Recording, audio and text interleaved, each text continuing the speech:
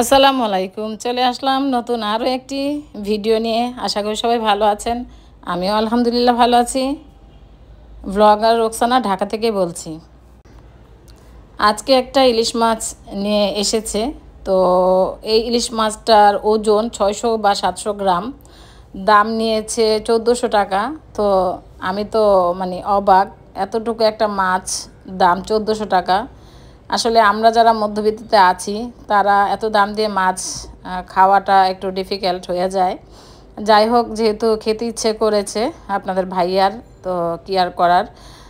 তাই আমি মাছটা অফ ক্যামেরায় কেটে নিয়েছি, ছোট ছোট 4 পিস রেখে দিয়েছি, আর বাকি সবগুলি কিন্তু নিয়ে ফেলেছি। তো আমি যেগুলি দেখাইলাম এগুলি আর কি ছোট ছোট 2টা পিঠের আর 2টা পেটের মাছ রেখে দিয়েছি।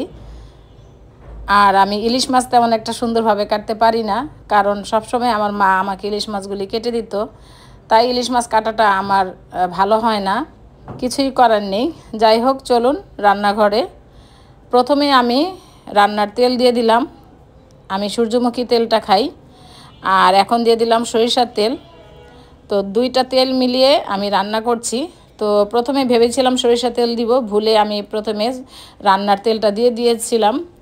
তো এখন প্রায় 1 থেকে 1.5 কাপ পেঁয়াজ কুচি দিয়ে দিলাম। পেঁয়াজটাকে ভেজে আমি রান্না করব, ইলিশ মাছ ভুনা করব। খুব সহজ রেসিপি, ঘরে যেই মশলা থাকে উপকরণ। এখানে কিন্তু ইলিশ মাছে কিন্তু আমি আদা রসুন জিরা কিছুই খাই না। তো অনেকে হয়তো বা জিরাটা খায়, কিন্তু আমি জিরা আদা রসুন কিছুই খাই না, কারণ ইলিশ মাছের যে একটা আলাদা ফ্লেভার আছে সেটাই কিন্তু ভালো লাগে। এখানে আমি পরিমাণ মতো হলুদ, মরিচ, ধনিয়া আর স্বাদ মতো লবণ, বাস এই চামচ দিয়ে 1 চামচ করে দিয়ে দিছি। এগুলি একটু ভালো মতো কষিয়ে নিব। তো ভালো মতো কষিয়ে আমি কিন্তু এখানে একটু পানি দিব।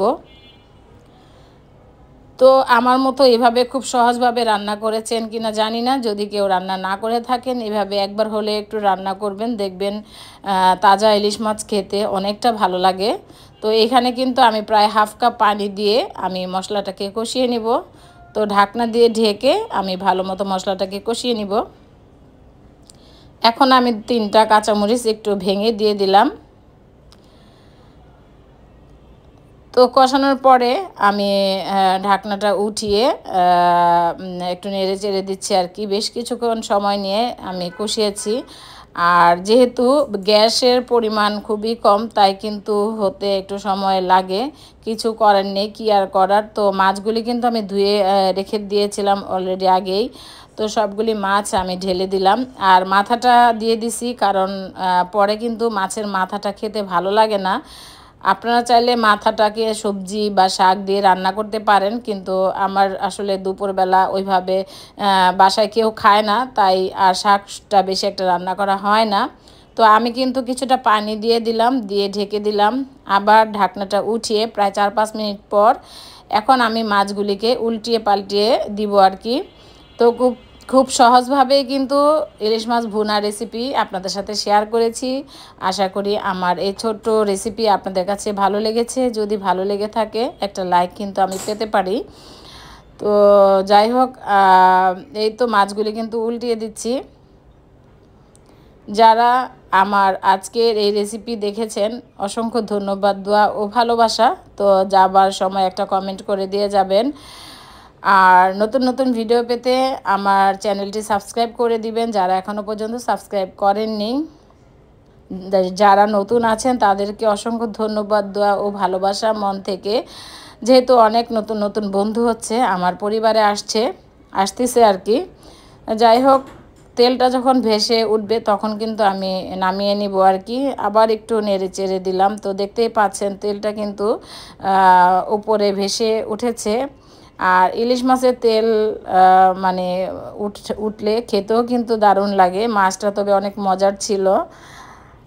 যাই হোক, এই ছিল আমার আজকের রেসিপি, ইলিশ মাছ ভুনা রেসিপি। আপনাদের কাছে কেমন লেগেছে অবশ্যই কিন্তু কমেন্ট করে জানাবেন। ছোট্ট একটি রেসিপি নিয়ে এসেছিলাম, আশা করি ভালো লাগবে। ভালো লেগে থাকলে আবারও বলছি একটা লাইক কিন্তু পেতে পারি। একটা লাইক কিন্তু 10 জনের কাছে চলে যায়, সবাই আমরা কম বেশি জানি। আশা করি একটা লাইক দিবেন। আজকের মতো বিদায় নিচ্ছি। আল্লাহ হাফেজ, আসসালামু আলাইকুম।